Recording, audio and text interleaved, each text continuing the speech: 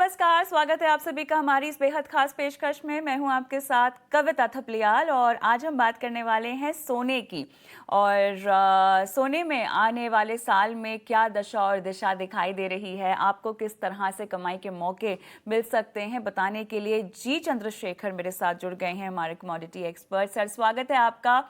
पूरे साल आप हमारे साथ रहे और दर्शकों को बताया कहाँ कमाई के मौके हैं तमाम कमोडिटीज़ में। शुरुआत सोने के साथ करना चाहूँगी, जहाँ 2023 की चाल काफ़ी वॉलेटाइल रही है।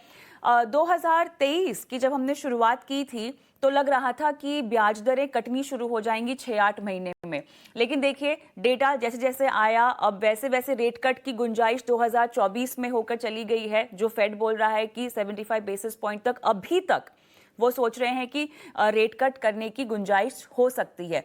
आने वाला साल 2024 अच्छा लग रहा है सोने के लिए, लेकिन एक छोटा सा रिकैप, कितना वॉलेटाइल रहा है सोना 2023 में और कितना ब्राइट शाइन करेगा 2024 में?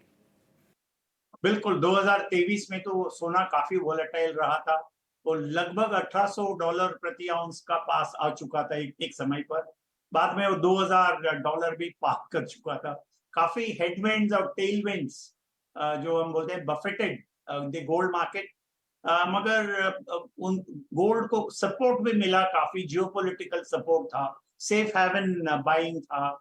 Central banks were buying a lot of gold. For gold को काफी ओवरऑल मैं मानता हूँ गोल्ड को अच्छा खासा सपोर्ट मिला 2023 में।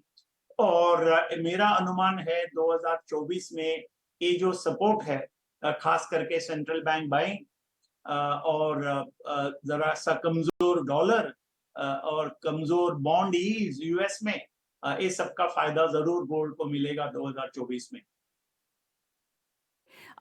2024 में जो रेट कट होने की संभावनाएं जताई जा रही हैं, तमाम डेटा जो आ रहा है वो भी कहीं ना कहीं अब इस तरह नहीं है कि जो फेड चाहता है। अगर मैं यूएस के बाजारों और इकोनॉमी की ही बात करूं, जिस तरह का इन्फ्लेशन 2% के आसपास का वो चाह रहे हैं, उससे अभी भी बहुत दूर है। थोड़ी सी नरमी आती हुई दिखाई दे रही है, लेकिन ऐसा नहीं है कि उनके कंफर्टेबल बैंड में आ चुका है।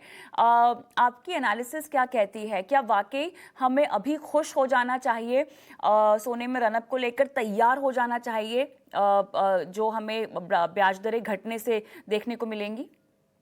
मुझे लगता है थोड़ा अब हम खुश हो गए तो थोड़ा जल्दी खुश हो जाएंगे, नहीं होना चाहिए। एक पॉइंट है कि अमेरिकन इकोनॉमी जो है, यूएस इकोनॉमी काफी रेजिलिएंट है और काफी वहां से सरप्राइजेस आ सकते हैं। मगर ओवरऑल हम देखेंगे 2024 ये जो 4 क्वार्टर का हम देखेंगे तो जरूर इन्फ्लेशन धीरे धीरे घटते आ रहा है। और जैसे आपने बताया, एक कोई 2% जो उनका टारगेट है उसका पास नहीं है, काफी दूर है वहां से। और अभी भी लेबर मार्केट काफी मजबूत है। देयरफॉर वेज ग्रोथ इन्फ्लेशन जो कहा जाता है वो भी उच्च स्तर पर है। देयरफॉर ये सबको ये सब नॉर्मलाइज होना चाहिए। तो ये नॉर्मलाइज होने के लिए टाइम लगेगा।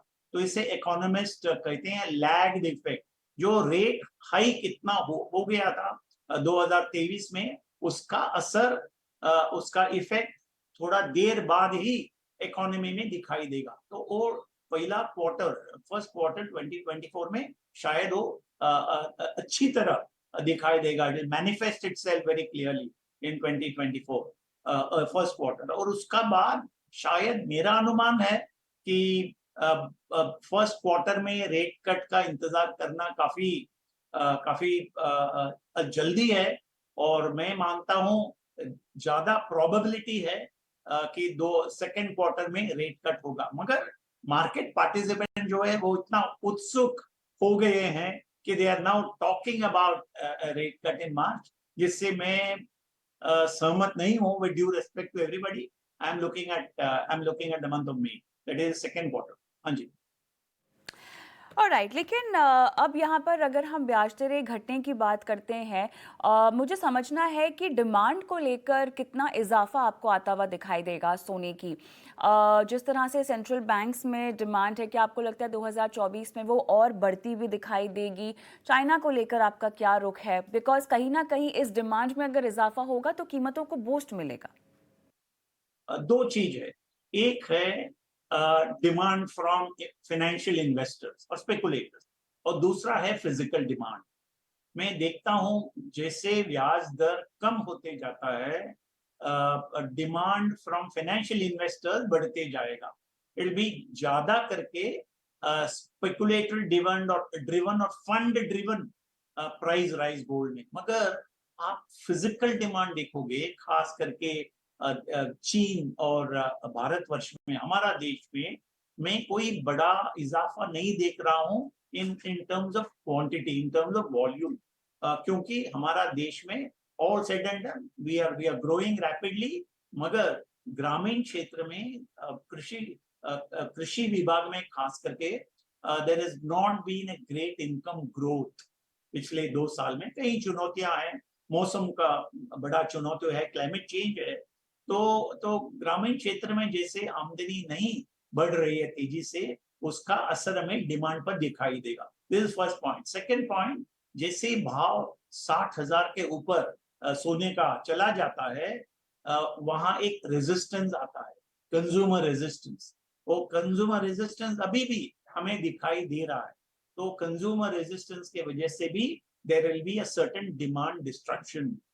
डिमांड डिस्ट्रक्शन नहीं होगा तो भी there will be very muted demand growth. Demand में जितनी बढ़ोतरी होनी चाहिए ईयर ऑन ईयर, उससे उतना ज्यादा होगा नहीं। There be very very muted demand growth. ये हमारा देश का सिचुएशन है। चीन में भी, चीन का इकोनॉमी काफी स्लो डाउन मोड में है, और चीन में भी काफी प्राइस सेंसिटिविटी है लोगों में, फिजिकल डिमांड के लिए, ज्वेलरी डिमांड के लिए।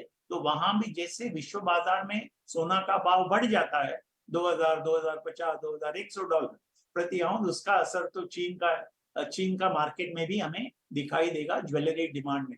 मगर चीन में एक है, उनका सेंट्रल बैंक जरूर खरीदेगा गोल्ड। वो विश्व बाजार से खरीदेगा या डोमेस्टिक प्रोडक्शन से लेगा, it is a completely different point. मगर सेंट्रल बैंक चीन में they will start building the reserves, और बाकी सेंट्रल बैंक भी, काफी सेंट्रल बैंक काफी देशों में they will also start building reserves. मगर मैं ये भी मानता हूँ जितना 2022 में सेंट्रल बैंक ने लगभग 1100 टन का खरीदी किया था सेंट्रल बैंक में, 2022 में जो 1100 टन का किया था, 2023 में वो 4 डिजिट नहीं, it's come down to 3 digits, और 2024 में भी it remain in 3 digits.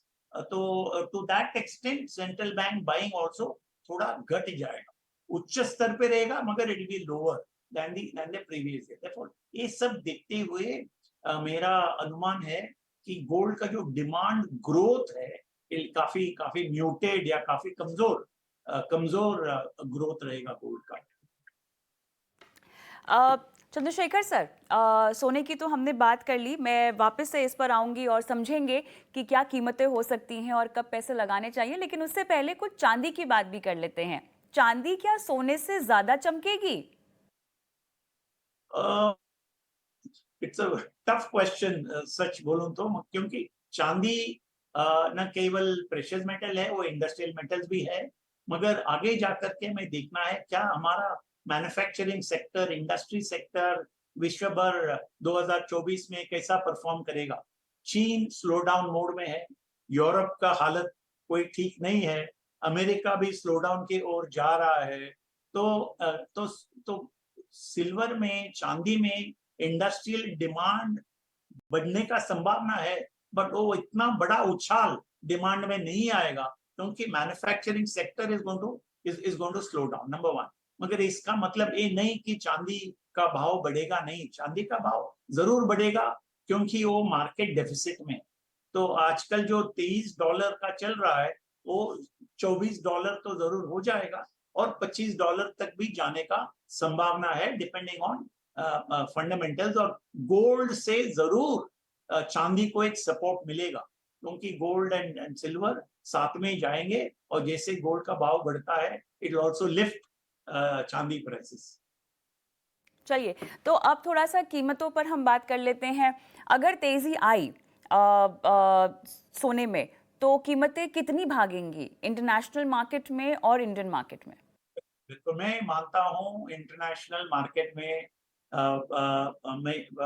First quarter में देख रहा हूँ इन फर्स्ट क्वार्टर 2024 में 2000 से 2050 और सेकंड क्वार्टर में 2050 से 2100। This is a kind of very broad range it will trade. और मगर आगे जाकर के कहीं नए फैक्टर्स आ सकते हैं which will impact the market positively या negatively मार्केट को इम्पैक्ट करेंगे।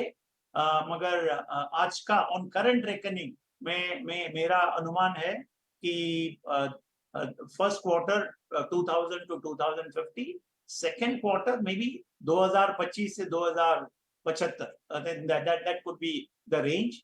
और उसका बाद for the second half of the year मुश्किल है, बट फिर भी let me stick my neck out, शायद 2100 जाएगा and towards the end of 24 ये 2100 पार करके भी 2125 2150 तक जा सकता है, जाने का संभावना है। बट आई थिंक गोल्ड के लिए हमें इतना लंबा देखना नहीं चाहिए। We should look at gold every quarter, क्योंकि factors keep changing all the time. Alright. और साथ ही सोने चांदी में अगर किसी को दांव लगाना हो तो फिलहाल कीमतें क्या अच्छी हैं, या आपको लगता है कि थोड़ा सा कूल डाउन का वेट करें, या आपको लगता है कि अभी वेट किया तो फिर गाड़ी छूट जाएगी? नहीं, अभी एक्चुअली थोड़ा करेक्शन सभी मार्केट में कहीं ना कहीं किसी कारण आता है। मैं मानता हूं we need to buy at every dip. अभी आगे जाकर के कोई जब भी सोना या चांदी दोनों में डिप आएगा लेना चाहिए, और डिप नहीं आएगा तो भी लेना चाहिए। मगर लोगों में जो इन्वेस्ट करते हैं उनको क्षमता चाहिए to wait for at least 6 months. 6 महीना तक रुकने की क्षमता है तो आप सोना चांदी दोनों में इन्वेस्ट करिए, क्योंकि जरूर जरूर 3 4 6 महीने के अंदर भाव बढ़ने का बहुत बहुत एकदम स्ट्रॉन्ग संकेत है अभी। तो therefore I think it is एक समय है to go long on both gold and silver, ज्यादा गोल्ड में सिल्वर में कम। ऑलराइट, चलिए इसी के साथ बहुत बहुत धन्यवाद सर आपका, आपने समय निकाला और इतने विस्तार से सोने और चांदी की चाल पर बात की। धन्यवाद।